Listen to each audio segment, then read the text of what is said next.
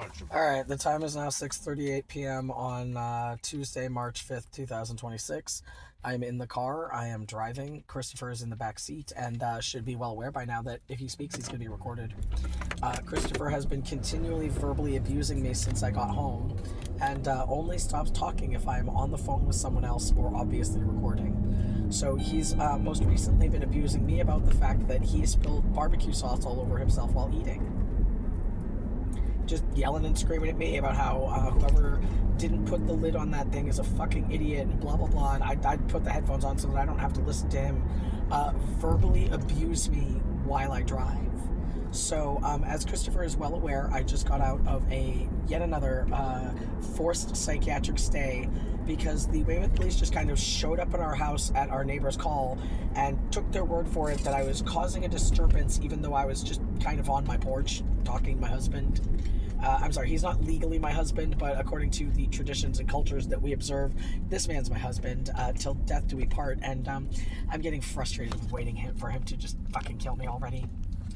So, because, like, at this point, he's offered to buy a Glock and stuff. He's offering to buy the gun and kill me with it. But the only way to get this man to stop verbally abusing me is to start recording the sound of my own voice. And as soon as I stop, he starts yelling and screaming at me again. So, that's my beloved corpse in the backseat, whom I, just keep picking him back up. I just keep putting myself through this relationship for why? Christopher was severely abused as a child, from what he's told me. His stepfather started beating him with a belt around the age of 7. And that is about the age of person he acts when I first come home from one of these forced hospitalizations, is he starts acting like a demanding, petulant 7-year-old child, yelling and screaming about every little thing and constantly wanting to touch me because he is sad and lonely when they take me away from him. He just told me that I left him all alone. He was all alone again. He was all alone. No, I left him in the care of my best friend, who made sure that every single day he had food, he had booze, he had the option to sponge bathe himself like the family does, he had coffee, he had companionship, and we just have to get through this readjustment period. Thankfully, as I've started talking about in previous videos, I worked in the same kind of residential programs that Christopher lived in as a teenager.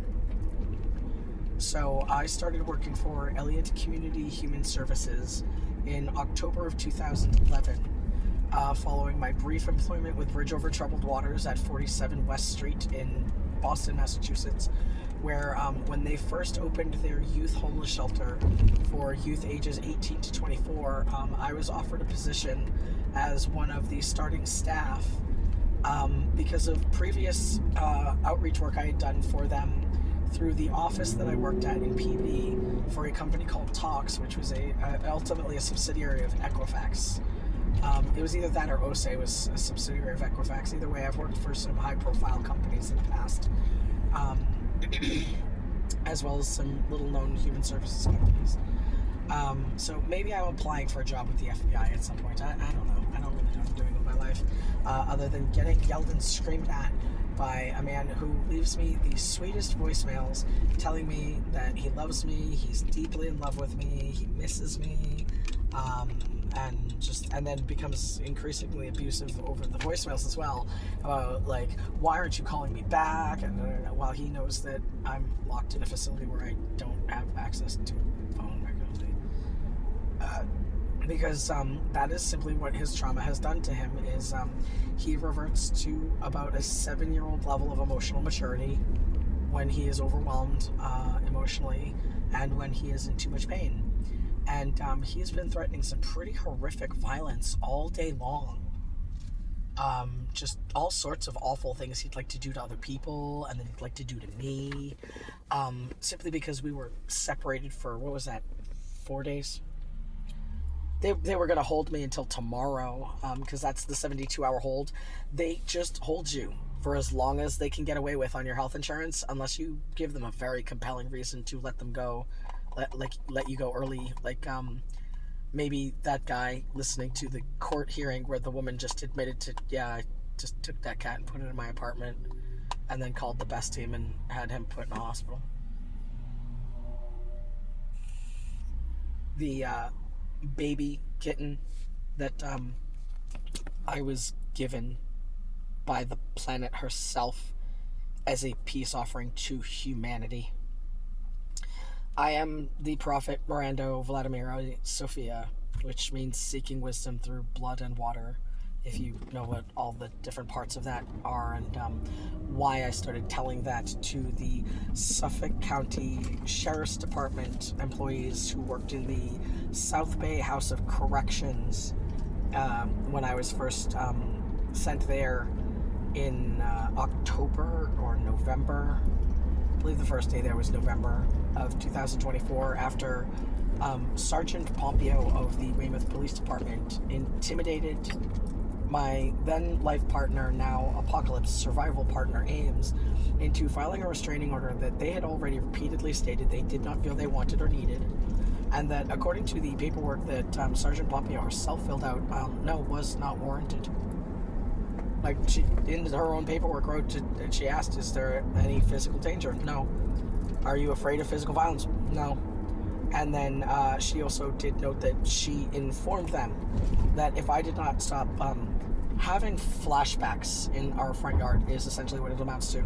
If I don't stop having flashbacks to being locked in HRI hospital, because at that point in 2024, it was still just HRI that I was having the horrific flashbacks and screaming about just whatever nightmare I was having in the front lawn.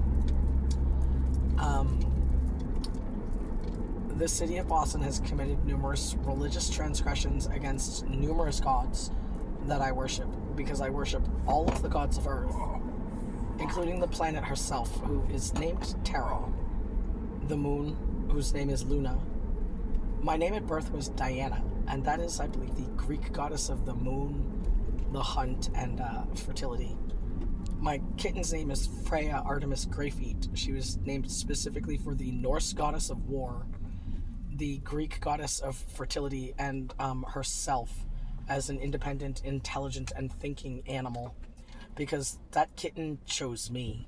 She understood that she and her litter mates were being adopted. She understood they were finding families. And she put her paw on my paw first.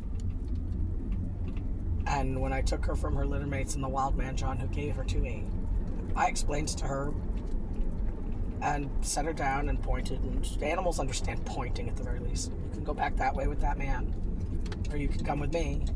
And she walked up to me, because I walked a little ways away from her on the path, walked up to me, put her paw on my paw again, right paw, left paw on my right paw, my right foot. I'm a human. And looked up at me as if to say, okay, mommy, let's go. Because that cat is my baby. And the city of Boston not only allowed some random white woman to steal her from me, they then charged me with animal cruelty and subjected me to 2.5 months of wrongful confinement while they determined my dangerousness. After the numerous psychiatric hospitals that I have been forced to go to in the last 3 years have all determined that I am not dangerous at all. I'm creepy as fuck. Let's be realistic. I am not physically dangerous. I am one of those weirdos who is putting my own life on the line by going out and being on the front lines of what most Americans refuse to acknowledge as an ongoing civil war between just any average person and the police. Because as I wrote on the wall in the psychiatric hospital there, psych hospitals are human trafficking centers. It is slavery. They just kidnap whatever random humans they think can't defend themselves and lock them inside of buildings and generate money by keeping them in those cages. The agriculture industry, the clothing industries, the transportation industries, are just so many. The pharmaceutical industry is just the smallest part of it. They are abusing random Americans at this point because they create a disability by sectioning you. they make you look crazy on paper.